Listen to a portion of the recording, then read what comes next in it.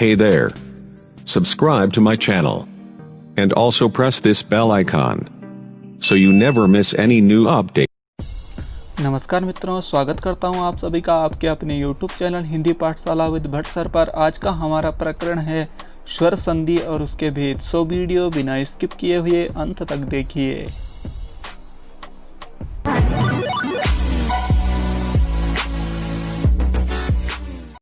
तो मित्रों, प्रारंभ करते हैं आज का प्रकरण स्वर संधि। इससे पहली वाली जो वीडियो थी उसमें हमने संधि के बारे में जाना था, संधि के प्रकारों के बारे में जाना था, जिसमें संधि के 3 प्रकार के बारे में हमने जाना था। अगर वह आपने वह वीडियो नहीं देखी तो सबसे पहले वह वीडियो देख लीजिएगा। उसमें हमने स्वर संधि, व्यंजन संधि और विसर्ग संधि 3 प्रकार की संधियाँ पढ़ी थी, जिसमें आज हम स्वर संधि को पढ़ेंगे, व्यंजन संधि और विसर्ग संधि हम आगे आने वाली वीडियो में पढ़ेंगे। सर्वप्रथम जानते हैं स्वर संधि किसे कहते हैं। जैसे हमने पिछली वीडियो में भी आपको बताया है कि अगर हम संधि करते हैं तो वहाँ पर क्या है, 2 पद होते हैं, पहला पद और दूसरा पद, जिसको हम पूर्व पद कहते हैं और उत्तर पद कहते हैं। तो पूर्व पद का अंतिम अक्षर जो होता है, अंतिम जो वर्ण होता है, और उत्तर पद का पहला जो वर्ण होता है, उनके परस्पर संधि होती है। जैसे हमने बात करी थी वहाँ पर एक जैसे उदाहरण हमने लिखा था, देव और इंद्र। तो हमने बात करी थी देव धन इंद्र। तो वहाँ पर हमने बात करी थी देव में जो अंतिम वर्ण क्या है, आ है, और आगे क्या है, ई। तो इन्हीं दोनों को क्या होगा, संधि होगी। तो हमने बात करी थी स्वर संधि के बारे में। अगर अंतिम में क्या हो, स्वर हो, और आगे क्या हो, स्वर हो। तो जैसे यहाँ पर इसके अंतिम में ओ क्या है, स्वर है, और इसके आदि में क्या है, ई क्या है, स्वर। तो यहाँ पर स्वर संधि कही जाएगी। तो हमने इसके बारे में विस्तार पूर्वक पिछली वीडियो में पढ़ लिया है। अगर आपने वह वीडियो नहीं देखी है तो सबसे पहले वह वीडियो देख लीजिएगा, उससे बाद आपको यह अच्छी तरह समझ आ सकती है। तो हम बात करते हैं स्वर संधि के प्रकारों की। स्वर संधि के मुख्यतः हमने 5 प्रकार पढ़े थे, जिसमें दीर्घ संधि है, गुण संधि है, वृद्धि संधि है, यण संधि है और अयादि संधि है। आज हम इन 5 संधियों को विस्तार पूर्वक जानेंगे और इनके उदाहरणों को भी जानेंगे। तो आइए शुरू करते हैं। पहला जो दीर्घ संधि है, तो मित्रों बात करते हैं दीर्घ संधि की। सर्वप्रथम आपको बता दूं, अगर हम संस्कृत व्याकरण की बात करें तो संस्कृत व्याकरण में जो दीर्घ संधि के लिए प्रयुक्त होने वाला सूत्र है वह क्या है, अकः सवर्णे दीर्घः। यह आपके पास कभी भी प्रतियोगी परीक्षाओं में आ सकता है कि दीर्घ संधि करने वाला संस्कृत में कौन सा सूत्र है। तो वह कौन सा सूत्र है, अकः सवर्णे दीर्घः। तो हम संस्कृत व्याकरण को अभी छोड़ देते हैं, बात करते हैं हिंदी व्याकरण की। मैंने आपको बताया था पूर्व पद और उत्तर पद। पूर्व पद का अगर हम संधि करते हैं तो पूर्व पद की अंतिम जो वर्ण होता है उसको देखते हैं, और उत्तर पद का पहला जो वर्ण होता है उसे देखते हैं। तो पूर्व पद में जब संधि, दीर्घ संधि में क्या है, पूर्व पद में ह्रस्व आ हो या दीर्घ आ हो, और उत्तर पद में प्रथम में क्या हो, ह्रस्व आ और दीर्घ आ। तो उनको मिलाकर क्या हो जाता है, दीर्घ आ, अर्थात दीर्घ संधि। इसी प्रकार अगर हम बात करें हैं ई की, तो ई में क्या है, पूर्व का जो अंतिम वर्ण है वह ई हो या ई हो, अर्थात ह्रस्व ई हो या दीर्घ ई हो, और आगे क्या हो, ह्रस्व ई हो या दीर्घ ई हो। तो उन दोनों को मिलाकर क्या हो जाएगा, दीर्घ ई। उसी प्रकार ओ भी है। पूर्व पद में क्या है, अंतिम, पूर्व पद का अंतिम जो वर्ण है ओ होना चाहिए या दीर्घ ओ हो, आगे क्या हो, ह्रस्व ऊ हो या दीर्घ ऊ हो। तो उन्हें मिलाकर क्या हो जाएगा, दीर्घ ऊ। अब हम जानते हैं, उदाहरण से समझते हैं, जो कि हम बहुत अच्छी तरह जल्दी समझ जाएंगे। यहाँ पर धर्म और अर्थ लिखा है। तो धर्म में अंतिम में क्या है, अ। धर्म में जो माँ है उसमें आ है। अगर हम वर्ण विन्यास करेंगे तो उसमें माँ में आ हमें दिखाई देगा। तो आगे क्या है अर्थ में आ, अर्थात पूर्व पद का अंतिम जो वर्ण है वो आ है और उत्तर पद का पहला जो वर्ण है वो क्या है आ। तो इन दोनों को संधि हो जाएगी, इन दोनों को मिलाकर क्या हो जाएगा बड़ा आ। तो क्या बन जाएगा रूप धर्मार्थ। ठीक है, इसी प्रकार हम देख लेते हैं दूसरा जो यहाँ पर बात करते हैं महात्मा की। महात्मा कैसे बनता है, तो महा में क्या है हा में आ, अर्थात इसमें क्या है बड़ा आ। तो यहाँ पर हमने बात करी थी कि पूर्व पद में ह्रस्व आ हो या दीर्घ आ हो, तो यहाँ पर क्या है दीर्घ आ है और आत्मा में यहाँ पर क्या है दीर्घ आ है। तो क्या है यहाँ पर उत्तर पद में ह्रस्व हो या दीर्घ हो, तो यहाँ पर क्या है आत्मा में दीर्घ आ। तो इन दोनों को मिलाकर भी यह दीर्घ आ हो जाएगा। इसी प्रकार अगर हम ई की बात करें तो जैसे गिरी है, यहाँ पर गिरी प्लस ईस, अर्थात गिरी में ह्रस्व ई है और आगे क्या है दीर्घ ई। तो ये कहता है कि पूर्व पद में या तो क्या हो ह्रस्व ई हो या दीर्घ ई हो, और उत्तर पद में क्या हो ह्रस्व ई हो या दीर्घ ई हो। तो यहाँ पर पूर्व में अंतिम में क्या है ह्रस्व ई और उत्तर में दीर्घ ई, तो इन दोनों को मिलाकर भी क्या हो जाएगा बड़ा ई। तो गिरीश रूप सिद्ध हो जाएगा। इसी प्रकार नारीश्वर है, नारी में बड़ी ई है और आगे ई। तो इसी प्रकार अगर हम ऊ की बात करें तो क्या है भानु और उदय। यहाँ पर भानुदय है, भानु में क्या है अंतिम ह्रस्व ऊ और आगे क्या है आगे भी ह्रस्व ऊ है। तो इन दोनों को मिलाकर क्या है दीर्घ ऊ हो जाएगा। तो क्या बन जाएगा भानुदय। तो इसी प्रकार दीर्घ संधि के जो उदाहरण हैं ये इस प्रकार हैं, जैसे धर्मार्थ हो गया धर्म और अर्थ धर्मार्थ, देव धन आलय देवालय, महाधन आत्मा महात्मा, कपि धन इंद्र कपींद्र।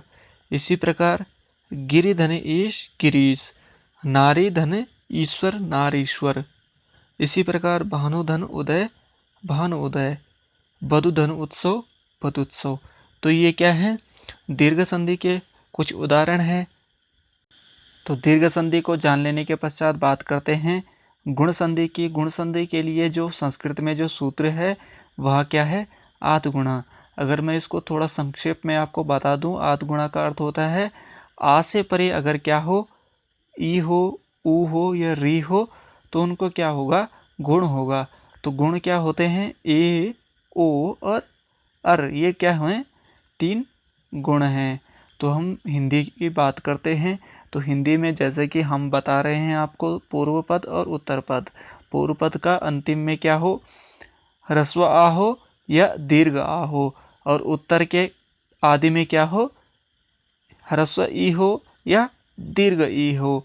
तो उन दोनों को मिलाकर क्या हो जाएगा ए। इसी प्रकार पूर्व पद में क्या हो आ हो या आ हो, अर्थात ह्रस्व आ हो या दीर्घ आ हो। उससे परे क्या हो ह्रस्व ऊ हो या दीर्घ ऊ हो, तो उनको मिलाकर क्या हो जाएगा ओ। इसी प्रकार पूर्व पद के अंत में क्या हो आ हो या आ हो, उससे परे अगर री हो तो उसे मिलाकर क्या हो जाएगा अर। तो ये क्या है गुण हैं। तो हम उदाहरण से समझते हैं। सबसे पहले हम बात करते हैं देवेंद्र की। यहाँ पर देव में अंतिम में क्या है आ, तो देव में अंतिम में आ है और आगे इंद्र का ई। तो इन दोनों को मिलाकर क्या हो जाएगा ए। तो इसी प्रकार क्या है रूप सिद्ध हो जाएगा। देव में जब हम आ को हटाकर और ई को मिलाकर क्या है ये बना देंगे तो क्या है देव के जो वा जो हलंत बच जाएगा उसके ऊपर ये ए चले जाएगा और देवेंद्र रूप इसी प्रकार क्या है सिद्ध हो जाएगा। आगे बात करते हैं भारत धन इंदु। तो यहाँ पर भारत में भी क्या है ह्रस्व आ है और आगे क्या है ई। तो इन दोनों को मिलाकर क्या हो जाएगा ए। तो क्या बन जाएगा रूप भारत इंदु। इसी प्रकार क्या है महाधन इंद्र महेंद्र रमाधन ईश। तो यहाँ पर बात करते हैं रमा में अंतिम में क्या है दीर्घ आ है। तो यहाँ पर हमने बात करी थी ह्रस्व आ हो या दीर्घ आ हो, तो उससे परे क्या हो ह्रस्व ई हो या दीर्घ ई हो। तो यहाँ पर ईश में क्या है दीर्घ ई है। तो इन दोनों को मिलाकर भी क्या हो जाएगा ए। तो रूप बन जाएगा रमेश। इसी प्रकार क्या है चंद्र धन उदय। तो चंद्र में अंतिम में क्या है आ और आगे क्या है उ। तो यहाँ पर ये वाली जो स्थिति है आ से परे उ वाली, तो क्या हो जाएगा इन दोनों को मिलाकर ओ।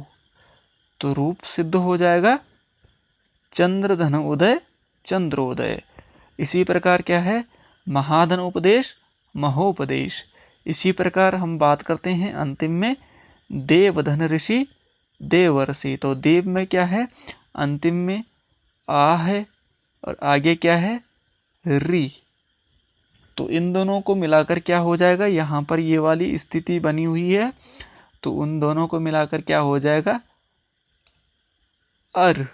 राहलंत है और जो रा है यहाँ ऊपर चले जाएगा ऋषि के री के ऊपर, ऋषि के शी के ऊपर रा चले जाएगा और जो ये आ है ये आ वा में मिल जाएगा। इसी प्रकार रूप सिद्ध हो जाएगा देवर्षि। तो ये सब क्या है गुण संधि के जो उदाहरण हैं ये सब हैं। इसी प्रकार आपको अन्य भी गुण संधि के उदाहरण मिल सकते हैं। तो स्वर संधि के अंतर्गत तीसरी जो हमारी संधि है वह है वृद्धि संधि, और वृद्धि संधि के लिए संस्कृत में सूत्र है वृद्धि रेचि। हम बात करते हैं कि वृद्धि संधि में क्या होता है। वृद्धि संधि में होता है पूर्व पद के अंतिम में यदि ह्रस्व आ हो या दीर्घ आ हो या उससे परे क्या हो उत्तर पद का पहले में क्या हो ए हो या ऐ हो, तो उनको क्या हो जाएगा मिलाकर ऐ। इसी प्रकार क्या है पूर्व पद के अंतिम में क्या हो आ हो या आ हो और उत्तर पद के पूर्व में क्या हो ओ या औ, तो उनको मिलाकर क्या हो जाएगा औ। उदाहरण से समझते हैं कि किस प्रकार होगा। जैसे यहाँ पर उदाहरण है एक धन एक। तो एक में अंतिम में जो का में आ है और आगे क्या है उत्तर पद में पहला जो वर्ण है वो क्या है ए। तो यहाँ पर कंडीशन क्या है जो स्थिति बनी हुई है ये आ से परे क्या है ए। तो इन दोनों को मिलाकर क्या हो जाएगा ऐ। तो यहाँ पर जो रूप बन जाएगा एकैक। तो इसी प्रकार क्या है यहाँ पर मत धन ऐक्य लिखा हुआ है। तो मत में क्या है आ है और आगे क्या है ऐ। तो यहाँ पर जो कंडीशन है यहाँ पर जो स्थिति है वो ह्रस्व आ और ऐ की है। तो इन दोनों को मिलाकर भी क्या हो जाएगा ऐ। तो यहाँ पर मतैक्य रूप सिद्ध हो जाएगा। इसी प्रकार महाधन ऐश्वर्य महाऐश्वर्य। तो यहाँ पर क्या है बड़ा आ है अंतिम में और आगे क्या है ऐ है। तो इन दोनों को मिलाकर क्या हो जाएगा ऐ। इसी प्रकार अगर हम बात करें यहाँ पर दंत धन ओष्ठ। तो दंत में क्या है अंत में आ है और आगे क्या है ओष्ठ। ओष्ठ में ओ। तो यहाँ पर ये वाली स्थिति है आ से परे ओ, तो क्या हो जाएगा औ। तो रूप बन जाएगा दंतोष्ठ। इसी प्रकार महाधन औदर्य महोदर्य। इसी प्रकार ये रूप जो सिद्ध हो जाएंगे ये वृद्धि संधि के उदाहरण हैं। तो बात करते हैं यण संधि की। यण संधि के लिए जो प्रयुक्त होने वाला जो संस्कृत में सूत्र है वो क्या है? इको यणचि। बात करते हैं यण संधि किस स्थिति में होता है? अगर पूर्व पद के अंत में क्या हो? ई हो, ऊ हो, री हो या लरी हो। अगर हम बात करें लरी की तो यहाँ जो लरी है यह संस्कृत में प्रयुक्त होता है, हिंदी में इसका प्रयोग अधिक नहीं होता है। तो बात करते हैं पूर्व पद के अंतिम में क्या हो? यदि ह्रस्व ई हो या दीर्घ ई हो और उससे परे अगर भिन्न स्वर हो, अर्थात ई से परे ई नहीं होना चाहिए। अगर ई से परे ई होगा तो यहाँ पर दीर्घ संधि हो जाएगी। इसीलिए यहाँ पर क्या है? भिन्न कोई अन्य भिन्न स्वर होना चाहिए। तो ई को क्या हो जाएगा? या हो जाएगा। और जो वह स्वर है उसे कोई परिवर्तन नहीं होगा। केवल यहाँ पर ह्रस्व ई या दीर्घ ई को या हो जाएगा। इसी प्रकार ह्रस्व उ और दीर्घ उ से परे कोई भिन्न स्वर हो तो उसे इस ह्रस्व उ या दीर्घ उ को क्या हो जाएगा? वा हो जाएगा। और उसी प्रकार उस स्वर में कोई भी परिवर्तन नहीं आएगा। अब बात करते हैं री की। री से परे अगर कोई भिन्न स्वर हो तो क्या हो जाएगा? रा हो जाएगा। इसी प्रकार री से परे अगर कोई भिन्न स्वर आए तो क्या हो जाएगा? ला। तो हम बात करते हैं, यहाँ पर उदाहरण देखते हैं। इति धन अर्थ। तो इति में अंतिम में क्या है? ई है और आगे क्या है? अर्थ का आ। तो यहाँ पर हमने बात करी थी, ई से परे क्या होना चाहिए? कोई भिन्न स्वर होना चाहिए। यहाँ पर बताया था हमने। तो यहाँ पर ई से परे भिन्न स्वर हमें मिल गया है। तो ई को क्या हो जाएगा? या। और ये या कैसा होगा? हलंत। और ये यह जो अ है ये इसमें या में मिल जाएगा तो यह या जो पूरा हो जाएगा। यहाँ पर रूप इसी प्रकार इत्यर्थ रूप सिद्ध हो जाएगा। यहाँ पर हम बात करते हैं नदी धन अर्पण। नदी में दीर्घ ई है और आगे अ है तो यहाँ पर नद्यर्पण रूप सिद्ध हो जाएगा। अर्थात इस दीर्घ ई को भिन्न स्वर परे रहते या हो जाएगा। तो इसी प्रकार यहाँ पर हम बात करते हैं री के अंत में आने पर पितृ में जो क्या है? री अंत में है, उससे आगे क्या है?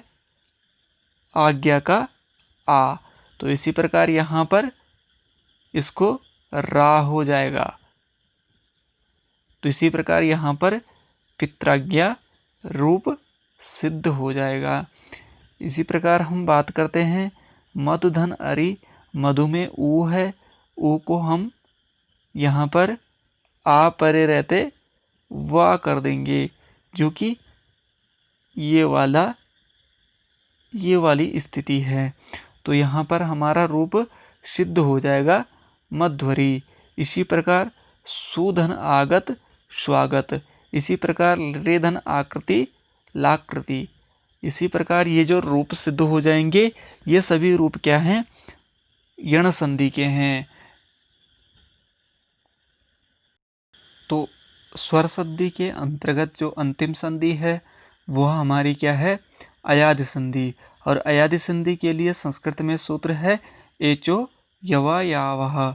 तो यहाँ पर हम बात करते हैं कि एचो यवा यावा अर्थात अयादि संधि में क्या परिवर्तन होता है, किस प्रकार इसके रूप सिद्ध होते हैं। तो हम बात करते हैं पहला जो कंडीशन होता है, पहली जो स्थिति होती है, अगर ए से परे कोई भिन्न स्वर आए तो क्या हो जाएगा? उसे अय हो जाएगा। अय से परे अगर कोई भिन्न स्वर आए तो उसे क्या हो जाएगा? आय। ओ से परे अगर कोई भिन्न स्वर आए तो उसको अव हो जाता है। और ओ से परे अगर कोई भिन्न स्वर आए तो उसे क्या हो जाता है? आओ। तो इसी प्रकार ये क्या है? रूप सिद्ध होते हैं। तो जानते हैं उदाहरण के द्वारा। पहले जैसे यहाँ पर उदाहरण है से धन अन, तो से में क्या है, अंत में ए है और आगे क्या है अ, तो इनको मिलाकर क्या हो जाएगा, अर्थात इसे क्या हो जाएगा आय, और जो ये अ है इस या के साथ मिल जाएगा। इसी प्रकार यह रूप सिद्ध हो जाएगा जो कि क्या है शयन। इसी प्रकार अगर हम बात करें गय धन अक, गय में क्या है अय है और आगे क्या है अक है, तो यहाँ पर जो स्थिति बनी हुई है वो ये वाली है। तो क्या हो जाएगा, इस अय को आय हो जाएगा, तो यहाँ पर गायक रूप सिद्ध हो जाएगा। इसी प्रकार बात करते हैं गय धन इका, तो इसी प्रकार यहाँ पर भी गय को, जो गय में जो अंत में जो ए है उसको क्या हो जाएगा आय, और आगे जो ई है इका की वो इसके साथ मिल जाएगी, यह गाय का रूप सिद्ध हो जाएगा। अब बात करते हैं पौधन अन, ये बार बार पूछा जाता है, कई बार यह पूछा गया है पवन में कौन सी संधि है, तो पवन में कौन सी संधि है अयादि संधि, तो ये किस प्रकार सिद्ध होता है, पो में क्या है अंत में ओ है और आगे क्या है अन का आ, तो यहाँ पर जो स्थिति बनी हुई है वो ये वाली है, तो इसको क्या हो जाएगा आओ, तो यह आ वा में मिल जाएगा और पवन रूप को सिद्ध कर देगा। इसी प्रकार यहाँ पर भवन है और भावुक है, ये अयादि संधि के रूप हैं। तो मित्रों, अयादि संधि के साथ ही समाप्त करते हैं आज का प्रकरण। उम्मीद करता हूँ कि यह प्रकरण आपको अच्छे से समझ आ चुका होगा। इससे संबंधित अगर आप कोई भी प्रश्न मुझे पूछना चाहते हैं तो ज़रूर कमेंट बॉक्स में मुझे लिखें, और साथ ही आगे आने वाली वीडियो में हम जानेंगे व्यंजन संधि और विसर्ग संधि के बारे में विस्तार पूर्वक। इस वीडियो को अधिक से अधिक लाइक कीजिए, अपने मित्रों के साथ शेयर कीजिए और सब्सक्राइब करना बिल्कुल ना भूलें, ताकि हमारी अगली आने वाली वीडियो की सूचना आपको सबसे पहले मिल सके। और हमें दीजिए इजाज़त, मिलते हैं अगली वीडियो में।